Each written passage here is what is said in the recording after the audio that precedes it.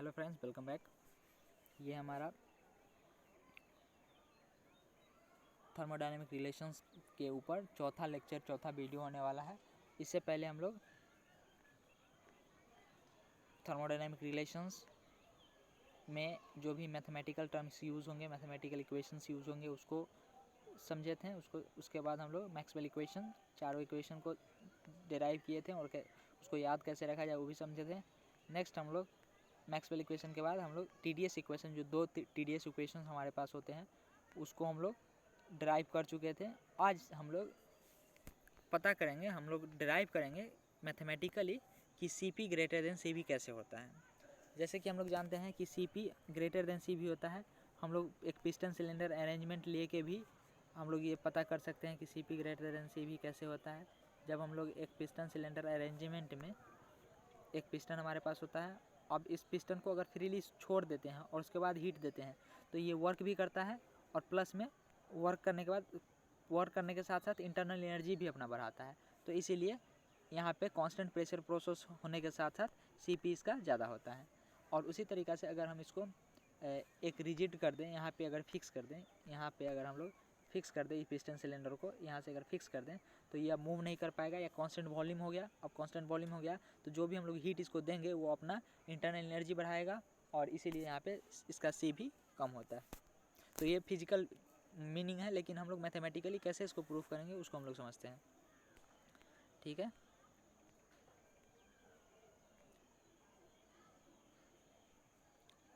तो हमारे पास दो TDS इक्वेशन हैं। एक TDS इक्वेशन है CP dt minus of T del V by del T at constant pressure into DP। और एक और TDS इक्वेशन है हमारे पास CV dt plus T del P by del T at constant volume into DV। ये दोनों equal होते हैं TDS के, तो इस दोनों को हम लोग इक्वल कर सकते हैं, इक्वेट कर सकते हैं। ठीक है, इस दोनों को इक्वेट कर सकते हैं हम लोग। अब इक्वेट करने के बाद क्यों इक्वेट कर सकते हैं? क्योंकि ये दोनों जो है वो बराबर होते हैं, इज इक्वल्स टू TDS के। तो TDS कॉमन है दोनों में, LHS कॉमन है, तो RHS भी बराबर हो गए। तो नेक्स्ट अब हम लोग क्या करेंगे, इसको थोड़ा सा आगे बढ़ाते हैं प्रोसीजर इसका। अब हम लोग क्या करेंगे, जो हमारे पास ये टर्म है और ये टर्म है, इस दोनों को एक साथ लाते हैं और ये पूरा टर्म को एक साथ लाते हैं। तो इसको थोड़ा सा सेपरेट किए और एक साथ लाएँ, LHS RHS को कन्वर्ट किए। देन नेक्स्ट हम क्या कर रहे हैं,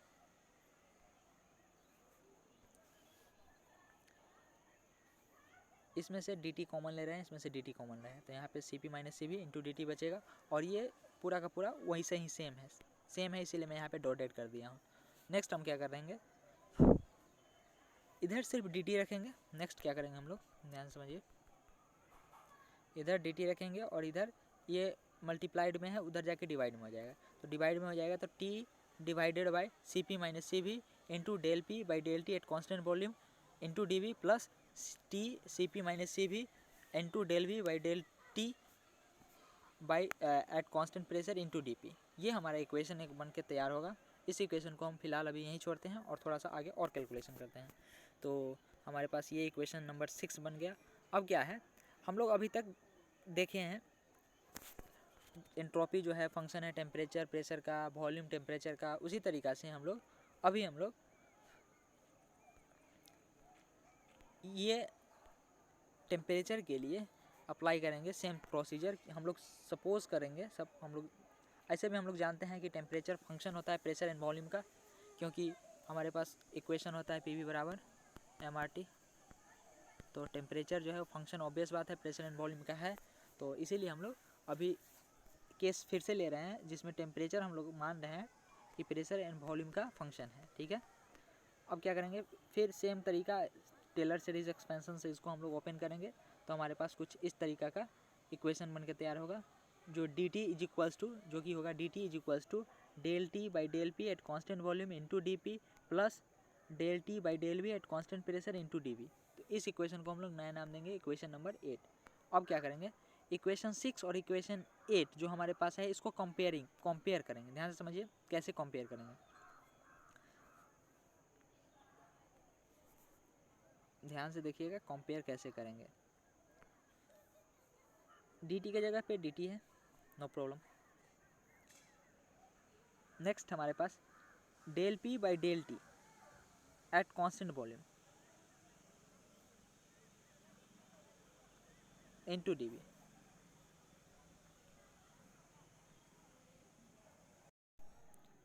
इनटू dv। अब क्या करेंगे, ये इसके इक्वल हो गया। अगर ये दोनों इक्वल है तो ऑब्वियस बात है इसका और इसका रेशियो प्लस इसका और इसका रेशियो सेम होना चाहिए, मतलब ये दोनों इक्वल होना चाहिए। ध्यान से समझिए, इक्वेशन नंबर 6 और इक्वेशन नंबर 7 में देखें, सॉरी इक्वेशन नंबर 6 और इक्वेशन नंबर 7 में हम देखें तो अगर LHS इक्वल है तो RHS में जो भी होगा वो इक्वल होना चाहिए। मतलब कि ये जो है हमारे पास ये टर्म और ये टर्म, इसका रेशियो सेम होना चाहिए और इसका रेशियो सेम होना चाहिए।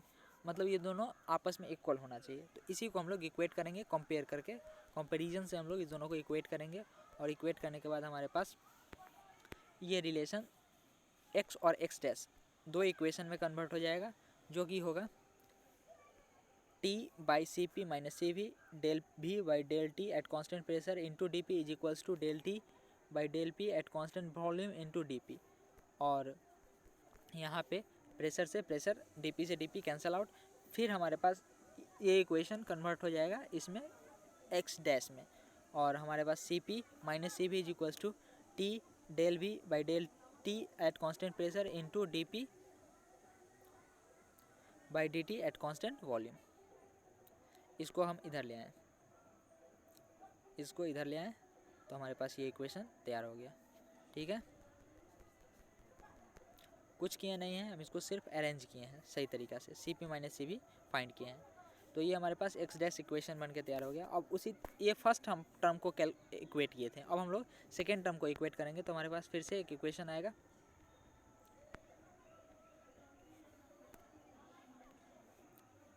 जैसे हम लोग फर्स्ट टर्म को इक्वेट किए थे वैसे ही हम लोग सेकेंड टर्म को भी इक्वेट करेंगे। तो हमारे पास फिर से इक्वेशन आएगा और उसका हमको ज़रूरत नहीं है, इसलिए हम उसको इक्वेट नहीं कर रहे हैं। नेक्स्ट हम लोग फिर से मानते हैं कि हमारे पास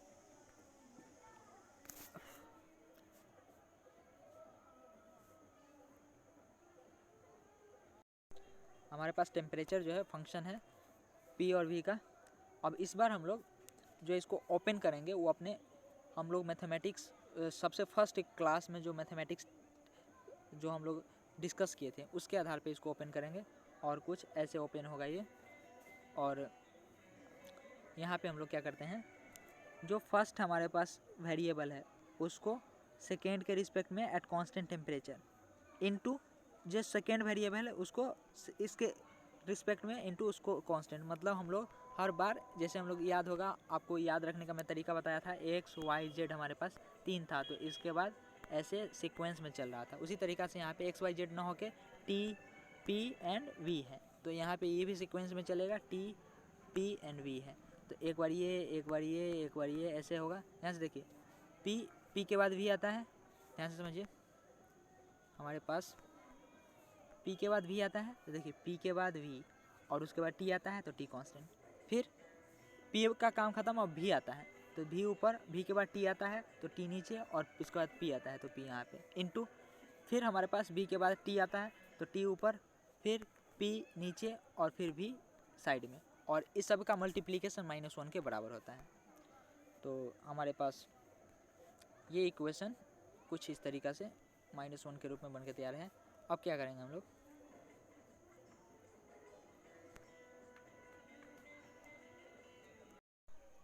अब क्या करेंगे, हम फिर से एक अरेंज करेंगे एक टर्म को, क्योंकि हमको इसका वैल्यू चाहिए, हमको del P by del T at constant volume का वैल्यू चाहिए, जो कि हमको पीछे हमारे इक्वेशन नंबर एक्स डैश में पुट करना है, एक्स डैश या ऊपर में जो इक्वेशन नंबर 7 था उसमें पुट करना होगा। तो इसीलिए हमको ये इक्वेशन, ये चीज़ जो है इसको हमको एक साथ रखना है, हमको ये चीज़ जो है इसको इधर ही रखना है, ये चीज़ है, इसको हमको पलटना है। तो इसको हम लोग इधर ले आएँ, और इस दोनों को इधर लाएं। तो हमारे पास एक रिलेशन फाइनली ये बन के तैयार हो गया। अब क्या करेंगे हम लोग, इस इक्वेशन को मतलब इसका वैल्यू को हम लोग एक्स डैश में पुट करेंगे, और एक्स डैश में जब पुट करेंगे तो हमारे पास एक रिलेशन बन के तैयार होगा जो कि होगा कुछ ऐसे, C P minus C V T into del V by del T at constant pressure into minus of del P by del V at constant temperature into del V by del T at constant pressure. अब क्या करेंगे, इसको जब हम लोग bracket से open करेंगे तो हमारे पास एक इक्वेशन बन के तैयार होगा, जो इक्वेशन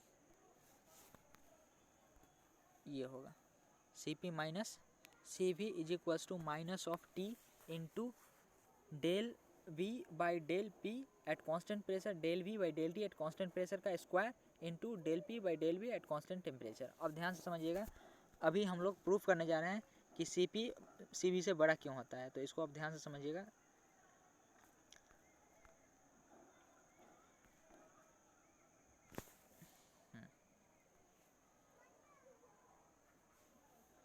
तो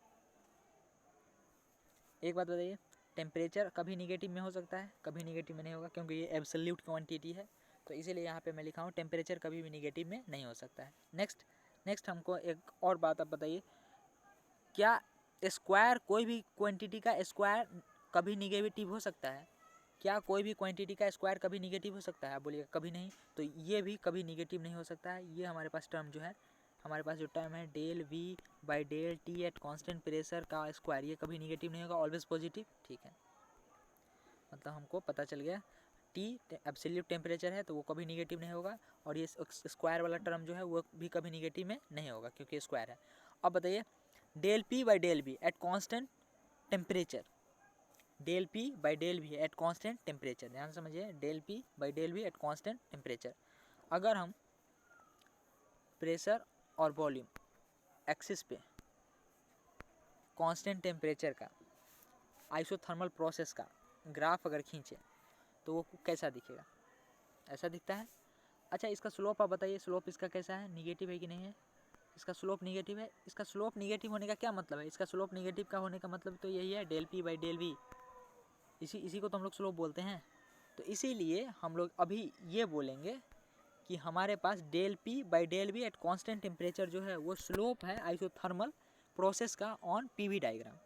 पीवी डायग्राम पे आइसोथर्मल प्रोसेस का स्लोप जो है वो ऑलवेज निगेटिव होता है, तो इसीलिए मैं यहाँ पे ये लिखा हूँ, ऑलवेज निगेटिव होता है, और उसका वैल्यू होता है minus P by A minus P by V, always negative, and उसका वैल्यू जो होता है वो होता है minus P by we.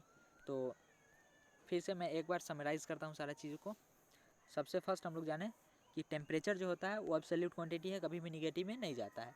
Next हम लोग जाने, अगर स्क्वायर वाला कोई टर्म है वो कभी निगेटिव में नहीं जाएगा, ऑलवेज पॉजिटिव। नेक्स्ट हम लोग जाने कि del P by del V at constant temperature, ये जो है कुछ भी नहीं है, एक आइसोथर्मल प्रोसेस का ग्राफ है ऑन पी वी डायग्राम, तो वो ऑलवेज निगेटिव होता है, जिसका वैल्यू होता है minus of P by V. ठीक है, अब ध्यान से समझिए, आगे समझने वाली बात है। तो अगर हमारे पास एक निगेटिव टर्म पहले से है, यहाँ पे ये जो निगेटिव टर्म है ये पहले से है, इसको भूल जाइए, मतलब भूलना नहीं है, इसको अभी समझना है कैसे हुआ। तो हमारे पास एक निगेटिव टर्म पहले से है, और एक मिनट, ये परेशान करके रख लेता है।